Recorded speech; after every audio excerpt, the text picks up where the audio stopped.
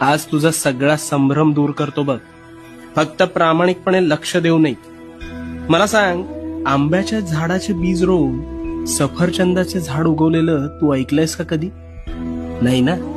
मग स्वतःच्या डोक्यात नकारात्मक विचारांचे बीज रोवून सकारात्मक गोष्टी घडतील हा विचार योग्य असू शकेल का रे? कदापि नाही. पण हेच घडतंय तुझ्या बाबतीत. तू एखाद्या गोष्टीचा आरंभ संकल्प करून मोठ्या दिमाखात करतोस, पण काहीच दिवसात अपेक्षित यश मिळत नाही, म्हणून नकारात्मक